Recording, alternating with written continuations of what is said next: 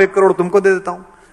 इस देश में कोई नहीं पूछता कि आप एक बार विधायक बने थे, 30 साल से आप कैसे घूम रहे हैं इस पजेरों में, हर साल गाड़ी कैसे बदल जाती है, ऐसा कौन सा महान काम आपने किया है, ऐसी कौन सी यूरेनियम की खदान मिल गई है आपको कि पूरे विश्व में बेच रहे हैं आप। ये सदा ऐसे ही चलेंगे।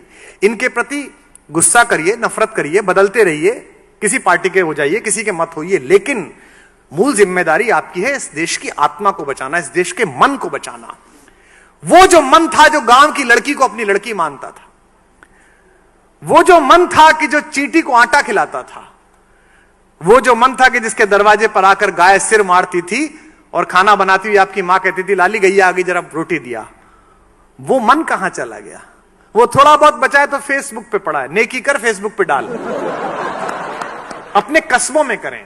अभी समस्या क्या हो गई है, धर्म का मतलब, आध्यात्म का मतलब, गीता का, रामायण का, वेद का मतलब बुजुर्ग लोग, बूढ़े लोग, उनको धर्म की इतनी आवश्यकता नहीं है, क्योंकि धर्म को अप्लाई जिस फील्ड में करोगे वो तो जवान को चाहिए, वो तो युवा आदमी को चाहिए। तो आप सबके इस फाउंडेशन में नींव जो आपने कार्यक्रम रखा है, इसकी नींव में मनुष्यता का और भारतीयता का जल मिलाइए। जैसे नींव में नीचे जब घर में नींव पूजन होता है तो वो छोटा सा कछुआ रखा जाता है ना, चांदी का, एक सांप रखा जाता है, पंडित जी कहते हैं।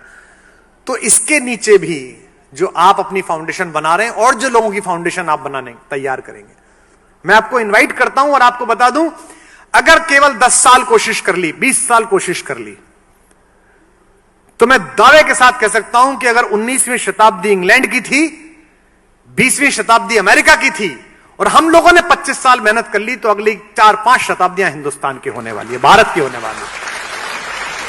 क्योंकि सपने जीने वाला देश है, युवाओं का देश है, चिंता करने वाला देश है। अब तो साइंस भी कहती है कि लॉजिक और मैथमेटिक्स ब्रेन की जिस सेल से एक्टिवेट होते हैं उसके लिए बेस्ट एटमॉस्फेयर इंडिया में है। इसलिए वो क्या कह रहे हैं आपसे, स्कूलों में से मैथमेटिक्स हटा दीजिए।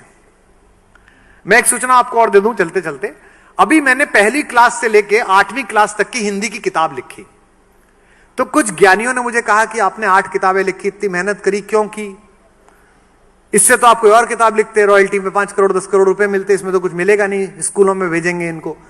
मैंने इसलिए वो किताबें तैयार की और इसलिए लिखी कि मैं किताब देख रहा था, बच्चे को कविता सिखाई जा रही थी, 10 साल की छोकरी लिए आम की टोकरी।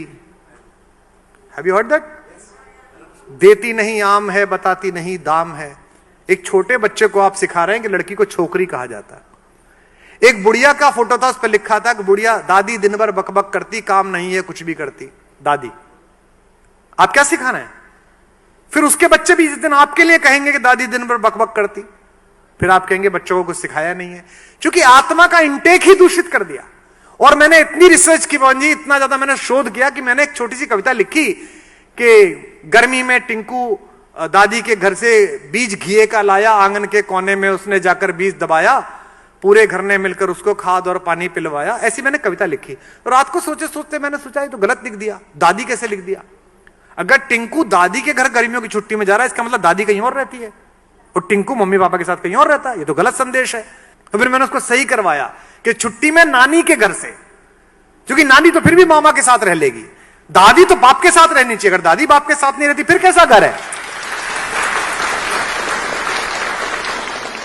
मुझे पता नहीं कितने स्कूल इसे स्वीकार करेंगे, कितनी जगह जाएगी, लेकिन मैंने उस प्रकाशक को कहा है कि मैं समाजशास्त्र की भी लिखूंगा, संस्कृत की भी लिखूंगा, इंग्लिश की भी लिखूंगा, 8वीं तक की तो लिख ही सकता हूं।